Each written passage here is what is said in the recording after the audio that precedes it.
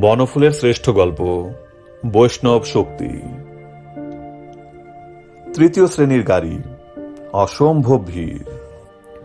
তথাপি কিন্তু এক কোণে গাদাগাদি করিয়া বসিয়া পরমাসক্ত কালীকিঙ্কর বর্মা পরম বৈষ্ণব নিত্যানন্দ গোস্বামীর সহিত ধর্ম বিষয়ক তর্ক করিতেছিলেন। বর্মার কৃষ্ণবর্ণ, রক্তচক্ষু, কপালে টকটকে সিঁদুরের টিপ। গোস্বামীর গৌরবর্ণ, ধপধপে সাদা আবক্ষ গোঁফ দাড়ি, চোখে নীল চশমা, খাঁড়ার মতো নাকের উপর শ্বেত চন্দনের তিলক। মাথা দোলাইয়া গোস্বামী বলিলেন, যাই বলুন আপনি, ধর্ম সাধনের প্রশস্ত পথই হল প্রেমের পথ। রক্তারক্তি করাটা একটা পৈশাচিক কাণ্ড, মানুষও পারে না, পারা উচিত না। অট্টহাস্য করিয়া বর্মা বলিলেন, রক্তারক্তি আপনি বোঝেন কতটুকু শুনি? পৈশাচিক কথাটা যে ব্যবহার করলেন, পিশাচ দেখেছেন কখনো? মুন্ডমালিনী মহাকালীর কোনো ধারণা আছে আপনার? দুই হাত জোর করিয়া নমস্কার করিয়া গোস্বামী মহাশয় বলিলেন, যতটুকু আছে তাই যথেষ্ট মশাই, ওর বেশি ধারণা আমি করতেও চাই না। ছেলেবেলায় পাঁঠা কাটা দেখে আমি অজ্ঞান হয়ে পড়েছিলাম। এমন সময় ঘচাং করিয়া ট্রেনটা থামিল। গোস্বামী মহাশয় টাল সামলাইতে না পারিয়া হুমড়ি খাইয়া বর্মা মহাশয়ের ঘাড়ে গিয়া পড়িলেন। বর্মার কপালের সিঁদুর গোস্বামীর নাকে লাগিল।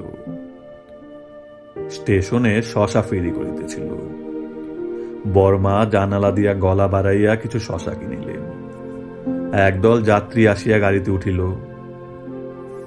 গাড়িতে নিতান্ত স্থানাভাব। সমাগত যাত্রীবৃন্দ দাঁড়াইয়া রহিলেন। গোস্বামী মহাশয়ের নিকট যে যাত্রীটি দাঁড়াইয়াছিলেন, তাহার কাঁধে একটা প্রকাণ্ড মাদল ঝুলিতেছিল। ট্রেন ছাড়িলে গাড়ির ঝাঁকুনির সঙ্গে সঙ্গে মাদলের এক প্রান্ত গোস্বামী মহাশয়ের নাসাগ্রে আন্দোলিত হইতে লাগিল। দুই একবার ঠোকাও লাগিল। মাদল খুব উচ্চাঙ্গের বৈষ্ণবীয় বাদ্যযন্ত্র হইলেও নাসাগ্রে তাহা সুখকর নহে। গোস্বামী মহাশয় তাহা বুঝিয়া মৃদু কণ্ঠে মাদলধারীকে কহিলেন, একটু যদি সরে দাঁড়াতে বাবা, দয়া করে। কিন্তু দয়া করিতে সম্মত হইলেও লোকটির সরিবার উপায় ছিল না। নিরুপায় গোস্বামী তখন নিজের মাথাটাই যথাসম্ভব সরাইয়া মাদল আন্দোলন হইতে নিজের নাসা রক্ষা করিতে লাগিলেন। গোস্বামীর মাথার তীর্যক ভাব দেখিয়া মৃদু হাসিয়া বর্মা মহাশয় বলিলেন, তোমরা বসে পড়ো না হে, দাঁড়িয়ে কতক্ষণ থাকবে বাপু? যে যেখানে আসো বসে পড়ো। একটু ইতস্তত করিয়া মাদলধারী বসিল। নাসা সম্বন্ধে নিশ্চিত হইয়া গোস্বামী মহাশয় আবার শুরু করিলেন, এই যে মাদল, অপূর্ব জিনিস। বৈষ্ণব ধর্মেরও অপরিহার্য অঙ্গ হচ্ছে খোল আর খঞ্জনি। আপনার ধর্মে দেখান দেখি এমন জিনিস। আপনারা এক রক্তারক্তি ছাড়া। নাকের উপর ঠকাস করিয়া আঘাত দিয়া মাদল বাদক আবার দাঁড়াইয়া উঠিল। গোস্বামী মহাশয়ের কথা শেষ হইতে পারিল না। বর্মা মৃদু হাসিয়া বলিলেন, আবার দাঁড়ালে কেন গো? আগে পরের স্টেশনেই নামবো। সে তো এখনো দেরি আছে। মাদল বাদক কিন্তু আর বসিল না।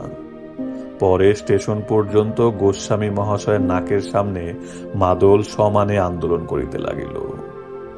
পরের স্টেশন আসিল। গাড়ি ঘচাং করিয়া থামিতেই মাদলটা সজোরে গিয়া গোস্বামী মহাশয়ের নাকে লাগিল। একটুর জন্য চশমাটা বাঁচিয়া গেল। ট্রেন থামিলে হুড়মুড় করিয়া প্রায় সকলেই নামিয়া গেলেন। রহিলেন শুধু বর্মা আর গোস্বামী।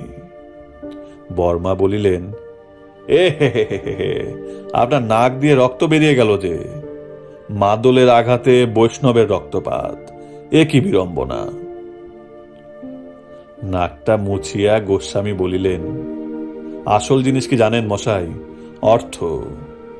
পয়সা নেই বলেই না এই থার্ড ক্লাসে ভিড়ে চলেছি, তাই না এ দুর্দশা। অর্থ না থাকলে ধর্ম টর্ম কিছু টেকে না। অট্টহাস্য করিয়া শশা ছাড়াইতে ছাড়াইতে বর্মা মহাশয় বলিলেন, যা বলেছেন। অর্থ নেই বলেই না আমার মতো শাক্তকে ছুরি দিয়া শশা কেটে খেতে হচ্ছে। খাবেন নাকি শশা? দিন, সবই অদৃষ্টের রহস্য। সকলের চেয়ে বড় রহস্যটা কিন্তু উভয়েরই অজ্ঞাত রহিয়া গেল।